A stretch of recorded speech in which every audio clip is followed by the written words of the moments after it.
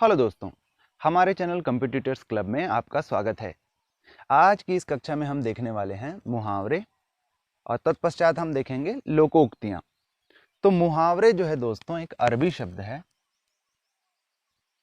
शब्द है जिसका तात्पर्य होता है अभ्यास। इसका जो अर्थ होता है अभ्यास होना, यानी ये ऐसे वाक्यांश है जो बोलचाल में इतने अधिक प्रयुक्त होते हैं कि इनका अभ्यास हो जाता है। तो हिंदी में जो मुहावरे होते हैं या किसी भी भाषा में जो मुहावरे होते हैं, जिनको इंग्लिश में हम ईडियम्स बोलते हैं, ऐसे वाक्यांश होते हैं, वाक्यों के ऐसे टुकड़े होते हैं जिनका शाब्दिक अर्थ ना निकलकर भिन्न अर्थ निकलता है, और जो अर्थ निकलता है वो रूढ़ होता है। रूढ़ होने का तात्पर्य है कि घटनाएं या संदर्भ या परिप्रेक्ष्य जो हैं वो भिन्न भिन्न हो सकते हैं, लेकिन जब कभी भी ये मुहावरे कहीं पे प्रयुक्त होंगे तो उनका जो अर्थ होगा वो समान होगा। उदाहरण से समझते हैं। जैसे पहला है दांत खट्टे करना। तो दांत खट्टे करना का शाब्दिक अर्थ क्या हुआ कि किसी ने आपका दांत खट्टा कर दिया, पर इसका अर्थ निकलता है पराजित करना। पराजित करना ये सामान्यतः युद्ध आदि के संदर्भ में प्रयुक्त होता है। तो आप युद्ध कोई सा भी ले लीजिए, मान के चलिए कि आपने द्वितीय विश्व युद्ध का परिप्रेक्ष्य ले लिया और उदाहरण दिया कि द्वितीय विश्व युद्ध में मित्र राष्ट्रों ने धुरी राष्ट्रों के दांत खट्टे कर दिए। तो इसका मतलब क्या हुआ कि मित्र राष्ट्र ने धुरी राष्ट्र को पराजित कर दिया। फिर अगर आप कारगिल का युद्ध ले लें, फिर आप बोलें कि भारत ने जो है कारगिल युद्ध में पाकिस्तान के दांत खट्टे कर दिए, मतलब भारत ने जो है पाकिस्तान को बुरी तरह से हरा दिया, पराजित कर दिया। तो हमने दो घटनाएं देखी, दो संदर्भ देखे, परंतु हर जगह दांत खट्टे करने का जो तात्पर्य है वो पराजित करना ही हो रहा है। तो कहने का मतलब ये है कि परिप्रेक्ष्य आप कोई भी लें, वाक्य आप कोई भी लें, परंतु जो मुहावरे रहेंगे उनका जो अर्थ होगा वो अपरिवर्तित रहेगा, रूढ़ रहेगा। अगला हम देखते हैं अंगारों पर लौटना। अंगारों पर लौटने का मतलब होता है ईर्ष्या करना, ईर्ष्या या फिर जलन। किसी की बढ़ती देखकर अगर जलन हो रही है तो हम कहेंगे कि अंगारों पर लौट रहे हैं। आंखों का तारा बहुत प्यारा, बहुत प्यारा। मेरे ख्याल से सारे जो मुहावरे हैं उनका वाक्यों में प्रयोग किस प्रकार होगा ये बताने की ज़रूरत नहीं है। हाँ, बीच बीच में जो कुछ अलग टाइप के लगेंगे उन्हें हम बताते चलेंगे। तो आंखों का तारा बहुत प्यारा, मेरा बेटा मेरी आंखों का तारा है। आसमान सिर पर उठाना मतलब हो हल्ला करना, हो हल्ला मचाना या हो हल्ला करना। कोई हो हल्ला कर रहा है तो देखकर हम उनके बोलें कि तुमने तो पूरा आसमान सिर पे उठा रखा है। आंखों में धूल झोंकना मतलब धोखा देना, धोखा देना। चोर पुलिस की आंखों में धूल झोंक कर फरार हो गए। छाती पर सांप लौटने का मतलब भी होता है ईर्ष्या या जलन ही। तीन तेरह करना, तीन तेरह करने का मतलब होता है अस्त व्यस्त कर देना, अस्त व्यस्त कर देना।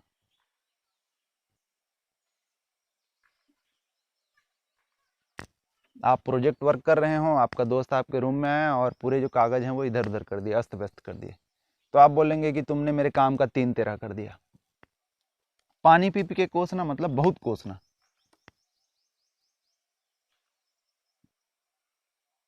सोचिए, कोसते कोसते कोसने वाला थक जा रहा है तो पानी पी रहा है फिर कोस रहा है, यानी बहुत अत्यधिक कोसना। फिर घाट घाट का पानी पीना। घाट घाट के पानी पीने का मतलब होता है अनुभवी होना। तो जिसने घाट घाट का पानी पिया है, कहने का मतलब है कि वो बहुत जगह घूमा है, उसने बहुत दुनिया देखी है, तो वो अनुभवी है। 9 2 11 का मतलब होता है 9 2 11 होना मतलब भाग जाना, फरार हो जाना। चोर जेल से 9 2 11 हो गए।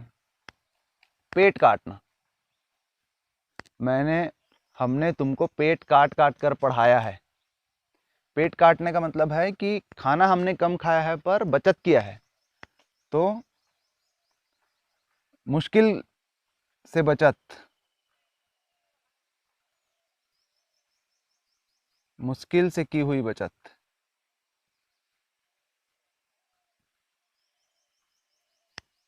पेट काटना। पीठ ठोंकना, पीठ ठोंकने का मतलब है शाबाशी देना।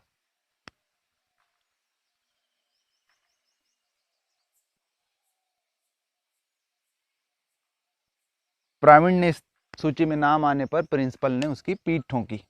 कोल्हू का बैल, कोल्हू का बैल मतलब होता है चालाक नहीं होना पर अत्यधिक मेहनती होना। अत्यधिक मेहनती, जैसे कोल्हू के बैल होते हैं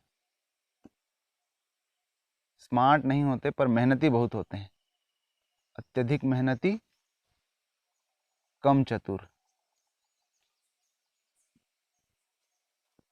कलई खुलना, कलई खुलना मतलब राज खुलना, भेद प्रकट होना। तुम्हारी कलई खुल गई, भेद प्रकट होना। अंधे की लाठी, अंधे की लाठी का मतलब होता है एकमात्र सहारा।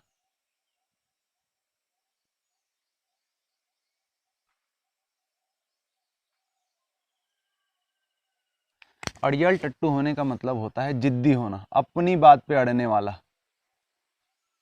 जिद्दी, अपनी बात पे अड़ने वाला।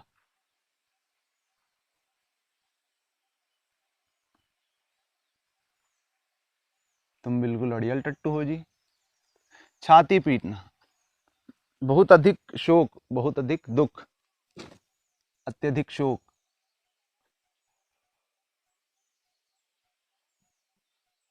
कान भरना, कान भरना मतलब शिकायत करना, बुराई करना।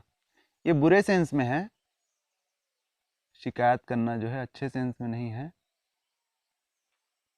शिकायत करना या फिर बुराई करना।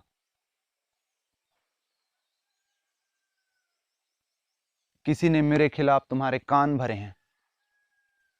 न 3 में न 13 में, न इधर न उधर, किसी तरफ ना होना। किसी तरफ ना होना। अगला बहुत अच्छा मुहावरा है, थाली का बैंगन। थाली का बैंगन, जैसे हम जानते हैं थाली में जो बैंगन होता है वो लुढ़क जाता है किधर भी। तो थाली का बैंगन होने का मतलब है कि क्रेडिबिलिटी नहीं है किसी की, विश्वसनीयता नहीं है कि वो कौन से पक्ष में रहेगा। इसी के साम्य अर्थ में एक और मुहावरा प्रयुक्त होता है, बिन पेंदी का लोटा। मतलब जिसकी क्रेडिबिलिटी नहीं है, विश्वसनीयता नहीं है, लॉयल्टी नहीं है।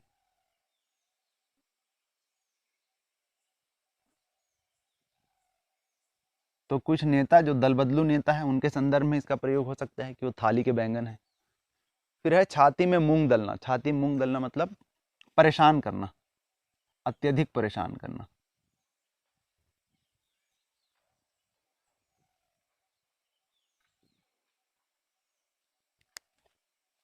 ईद का चांद होना, बहुत दिनों बाद दिखाई देना।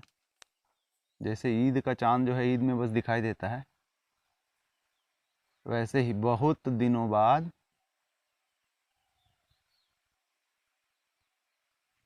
दिखाई देना, ईद का चांद होना। धूप में बाल सफेद ना होना, हमने अपने बाल धूप में सफेद नहीं किए हैं, इसका मतलब हमें अनुभव है, तो अनुभवी होना।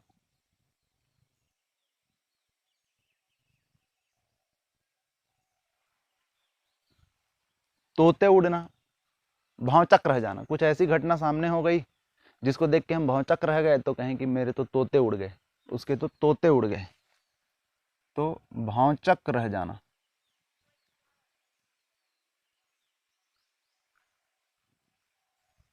पौ बारह होना, सब तरफ से अच्छी खबरें आना, सब तरफ से लाभ ही लाभ होना, चारों तरफ से खुशियां आना। तो पौ बारह होना, उसके तो पौ बारह हो गए। चारों ओर से खुशियां या फिर अच्छी खबर आना, पौ बारह होना। अगला है ईंट से ईंट बजाना, यानी कड़ी टक्कर देना। आरसीबी ने मुंबई इंडियंस के ईंट से ईंट बजा दिए।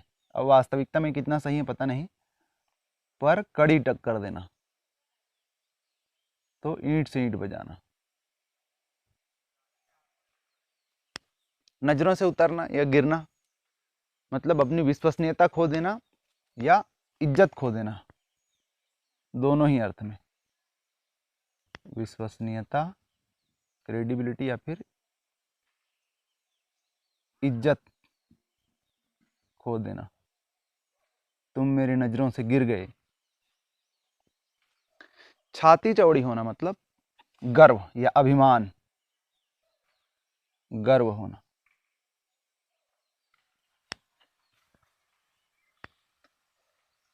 बेटे का यूपीएससी में सिलेक्शन होता देख पिता की छाती गर्व से फूल गई, या गर्व या पिता की छाती चौड़ी हो गई, तो गर्व होना। फिर दिन फिरना, दिन फिरना मतलब बुरे दिनों का जाना या अच्छे दिनों का आना, अच्छे दिन आना। उल्टी गंगा बहाना मतलब जो लोग कर रहे हैं उसके विपरीत कार्य करना, उल्टी गंगा बहाना, विपरीत कार्य करना। तो ये कुछ मुहावरे हमने देखे। प्रश्न एग्जाम में सीधे सीधे ही पूछता है, आपको मुहावरे दिए होता है, उसका अर्थ बताना पड़ता है, सही अर्थ कौन सा है करके। अगला हम देख लेते हैं लोकोक्ति। लोकोक्ति, लोकोक्ति का मतलब है लोक में कही हुई, लोक में कही उक्ति, उक्ति मतलब कथन। लोकोक्तियां जो होती हैं दोस्तों, ऐसे कथन होते हैं जो अपने आप में पूर्ण होते हैं, इनको वाक्यों के बीच में प्रयोग करने की आवश्यकता नहीं है। जैसे अजल गगरी छलकत जाए, ये अपने आप में पूर्ण है, या अपनी करनी पार उतरनी, या अंधी पीसे कुत्ते खाएं, ये सब जो ये हैं उक्ति हैं, कथन हैं, ये अपने आप में पूर्ण है, वाक्य के बीच में इनके प्रयोग करने की आवश्यकता नहीं है। दूसरा, ये चूंकि लोक में कही हुई उक्ति है, तो ये किसी प्रसंग से, किसी अनुभव से कही हुई उक्तियां हैं, इनका गूढ़ अर्थ होता है। कुछ लोकोक्ति हम यहाँ पर देख लेते हैं और उनका अर्थ हम समझने की कोशिश करेंगे। वाक्य में किस प्रकार प्रयोग होते हैं ये भी हम देखने समझने की कोशिश करेंगे। जैसे अधजल गगरी छलकत जाए, तो ये अनुभव से है कि गगरी में, मटके में जब पानी आधा भरा होता है तो वो छलकता है। इसका अर्थ क्या होता है? इसका अर्थ ये होता है कि जो अल्प ज्ञानी होता है वो आडंबर अधिक करता है, यानी जो अल्प ज्ञानी होता है वो अपने बारे में बोलता अधिक है।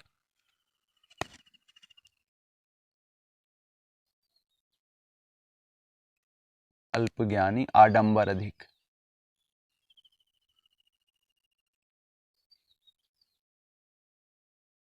तो अगर कोई कम पढ़ा लिखा है, कोई कम ज्ञानी है और अपनी बारे में जो है बहुत अधिक बढ़ाई कर रहा है, अपनी जो है बहुत प्रशंसा कर रहा है, तो उसको देख के हम कह सकते हैं अधजल गगरी छलकत जाए। इतना कहना वहां पे पर्याप्त होगा, ये समझने के लिए कि सामने वाला व्यक्ति जो है वो आधा ज्ञानी है पर अपने बारे में बढ़ाई बहुत अधिक कर रहा है। इसी से संबंधित या इसी के अर्थ में एक है और थोथा चना बाजे घना, उसका भी यही अर्थ होता है, थोथा चना बाजे घना। तो चना अगर अपनी फली में अपने ठोस करके भरी हुई है, अच्छे से अगर विकसित है चना, तो वो बचता नहीं है। परंतु यदि वो ढंग से विकसित नहीं हुआ हो तो सूखने के बाद क्या होता है, उसमें जगह बच जाता है, फिर चने को जो है हिलाने पर वो बजने लगता है। तो थोथा चना बाजे घना या फिर अज्जल गगरी छलकत जाए, ये सब का मतलब एक ही होता है। अल्प ज्ञानी जो होते हैं वो आडंबर अधिक करते हैं, दिखावा अधिक करते हैं। फिर अपनी करनी पार उतरनी, जैसा आप करेंगे, जैसा आपके कर्म होंगे उसके हिसाब से आपको फल भोगने पड़ेंगे। इसी से संबंधित है जैसी करनी वैसी भरनी, जैसी करनी वैसी भरनी, ये भी एक लोकोक्ति है। या जैसा बोओगे वैसा काटोगे,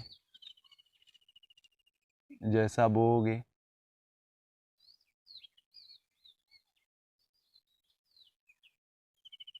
वैसा काटोगे। तो ये सारे जो हैं एक ही अर्थ में है कि जैसे आप कर्म करते हैं, जैसे आप क्रियाएं करते हैं, उसके हिसाब से फल आपको भोगने पड़ते हैं। फिर अंधी पीसे कुत्ते खाएं, मतलब अंधा जो है वो पीस रहा है और कुत्ता उसको खा रहा है, तो उसका जो पीसना है वो सब व्यर्थ जा रहा है। तो ये कुप्रबंधन है। कुप्रबंधन,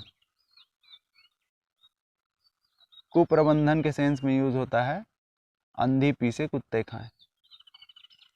किसी ऑफिस, किसी सरकार के संदर्भ में आप वाक्यों में प्रयोग कर सकते हैं कि अंधी पीसे कुत्ते खाएं। कैसे प्रयोग होता है?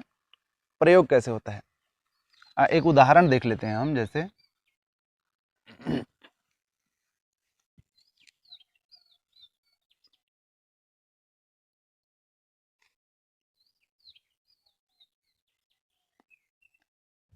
सरकारी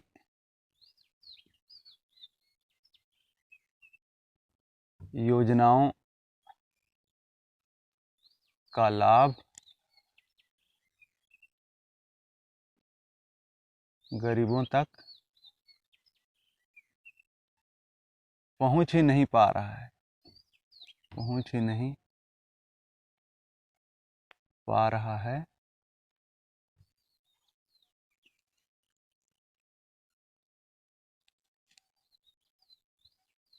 पहुंच ही नहीं पा रहा है पंचायत में घोर अव्यवस्था है।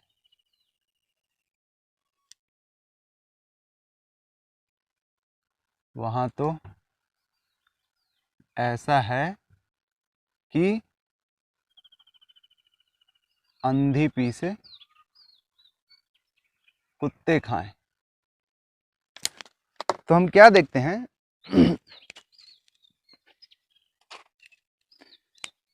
जो लोकोक्तियां होती हैं उनका पृथक ही प्रयोग होता है, वाक्यों के साथ मिलाकर उनका प्रयोग नहीं होता।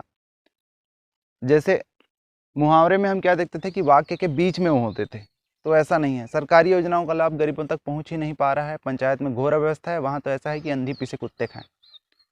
अगर ये पंचायत में घोर व्यवस्था है नहीं भी लिखते तो भी अंधी पीसे कुत्ते खाएं का मतलब पता चल जाता है कि पंचायत में जो है अव्यवस्था जो है बहुत बेकार है, वहां पे कुप्रबंधन है। फिर आगे नातना पीछे पघा, आगे पीछे कोई नहीं होना, आगे पीछे कोई नहीं। आगे पीछे कोई नहीं का मतलब चलने में नहीं है कि आप चल रहे हैं, आपके आगे कोई नहीं है, आपके पीछे नहीं है। आगे पीछे कोई नहीं है का मतलब आपके कोई रिश्तेदार नहीं है, आगे पीछे कोई नहीं। फिर अगला है अरहर की टटिया गुजराती ताला। अरहर मतलब अरहर जो दाल होता है उसकी टटिया मतलब दरवाजा है, और उस पर गुजराती ताला लगा हुआ है। गुजराती ताला बोलने से मतलब है कि महंगा ताला। तो अरहर की जो अरहर का जो दरवाजा है वो ऐसे ही टूट जाएगा, उस पर आप ताला लगाने की जरूरत है क्या है?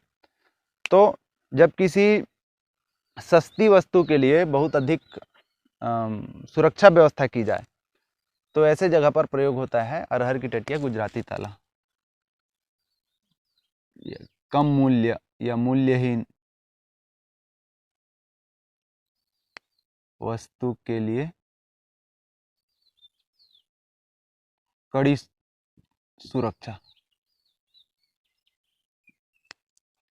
तो अरहर की टटिया गुजराती ताला। न नौ मन तेल होगा न राधा नाचेगी। इसका मतलब है कि काम के लिए असंभव शर्तें,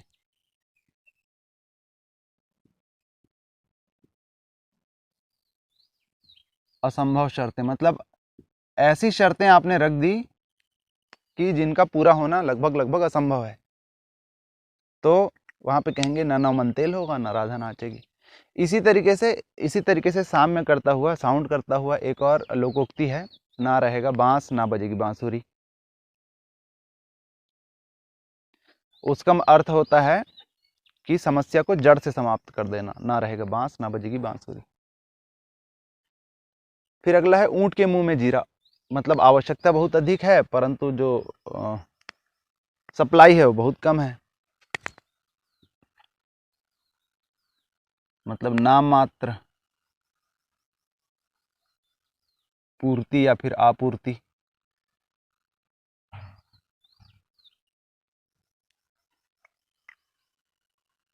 9 दिन चले 2.5 कोस, बहुत धीमे।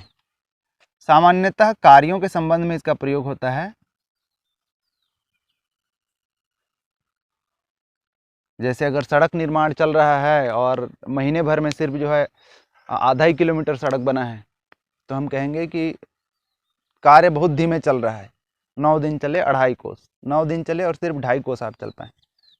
बद अच्छा बदनाम बुरा, इसका मतलब है बदनाम होना बुरा है, भले आप बुरे कामों को चुपचाप करते रहिए। तो ये दुनियादारी के संबंध में है कि बुरे काम अगर आप कर भी रहे हैं और किसी को पता नहीं चल रहा है तो कोई दिक्कत नहीं है दुनिया वालों को। पर अगर आप बदनाम हो गए, भले उससे कम बुरे काम कर रहे हैं, पर अगर आप बदनाम हो गए तो दुनिया भर के लिए बुरे हैं। तो ये होता है बद अच्छा बदनाम बुरा, यानी कि बुरे कार्य गुप्त रूप से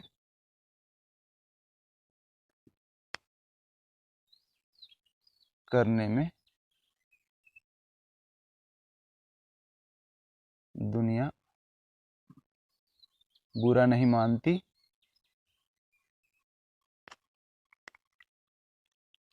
फिर खिसियानी बिल्ली खंभा नोचे, या अपनी असफलता पर आप जो है खींचना, असफलता पर खींचना कि आप फेल हो गए या आप मैच हार गए और अपने जो खिलाड़ी हैं उन पर अगर आप गुस्सा निकाल रहे हैं तो खिसियानी बिल्ली खंभा नोचे। काठ की हांडी बार बार नहीं चढ़ती, लकड़ी की अगर हांडी है उसको आप आग पर चढ़ाएंगे तो वो जल के भस्म हो जाएगी। तो काठ की हांडी बार बार नहीं चढ़ती का मतलब एक ही व्यक्ति को बार बार उसी तरीके से मूर्ख नहीं बनाया जा सकता, या एक ही ट्रिक बार बार काम नहीं करता।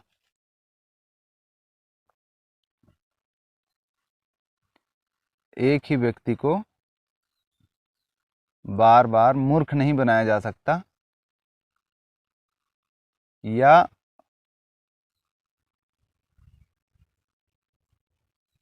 एक ही जो ट्रिक है वो बार बार नहीं चलता। फिर ऊंची दुकान फीका पकवान, इसका मतलब बाहरी दिखावा अधिक है पर जो वास्तविकता है, मतलब जो वहाँ पे प्रोडक्ट मिलने चाहिए वो ठीक नहीं है। जैसे होटल के बारे में ही बोल रहे हैं कि बाहर से जो है अच्छा कांच वाँच लगा हुआ है, बहुत सुंदर दिख रहा है, पर अंदर जाके गए तो जो खाने पीने आपको मिला उसमें मज़ा ही नहीं आया। तो आप बोलेंगे ऊंची दुकान फीका पकवान, मतलब दिखावा अधिक है। तो दिखावे से संबंधित है ये। हाथ कंगन को आरसी क्या, या प्रत्यक्ष को प्रमाण की क्या आवश्यकता, जो सामने है उसको सर्टिफिकेट की क्या आवश्यकता है। इसी को आगे भी बढ़ाते हैं, हाथ कंगन को आरसी क्या, पढ़े लिखे को फारसी क्या। तो प्रत्यक्ष को जो है जो सामने है उसे प्रमाण की आवश्यकता नहीं पड़ती, प्रत्यक्ष को प्रमाण की आवश्यकता नहीं। फिर नाच न जाने आंगन टेढ़ा, या अपनी जो कमी है उसका दोष दूसरे पर देना। जैसे अगर किसी मैच में कोई टीम हार गई और मैदान को दोष देने लगे तो हम कहेंगे नाच न जाने आंगन टेढ़ा, यानी अपनी कमी का दोष दूसरों पर मढ़ना, दूसरों पर या दूसरे चीजों पर मढ़ना। जैसे तीरंदाज सही निशाना लगा पाए और कहे कि धनुष गड़बड़ है, या कहें कि तीर गड़बड़ है, तो नाच न जाने आंगन टेढ़ा। फिर उद्धव का लेना ना माधव का देना, इसका मतलब किसी से कोई लेन देन नहीं रखना, किसी से मतलब नहीं रखना, किसी से मतलब नहीं रखना। तो लोकोक्ति मुहावरों की जो संख्या है बहुत अधिक है, इनकी लिस्ट बहुत लंबी है, परंतु लोकोक्तियां तो जो है ऐसी होंगी कि आप उसको पढ़ेंगे तो वाक्यों के संदर्भ में, घटनाओं के संदर्भ में आप उसका अर्थ निकाल सकते हैं। और वही कोशिश करिए, क्योंकि सारी लोकोक्ति आप पढ़ तो नहीं सकते, कोई ना कोई लोकोक्ति आपसे छूटी जाएगी। बस उनका अर्थ निकालने की कोशिश करिए तो उस संदर्भ में वाक्य जो रहेंगे उस संदर्भ में भी आपको उसका वाक्य निकालने में आसानी होगी। एटलीस्ट आप उसके नज़दीक तो पहुंच ही सकते हैं। तो होप आपको ये वीडियो पसंद आया होगा। इसे लाइक करिए, अपने दोस्तों के साथ शेयर करिए और हमारे चैनल कॉम्पिटिटर्स क्लब को सब्सक्राइब करिए। Thank you.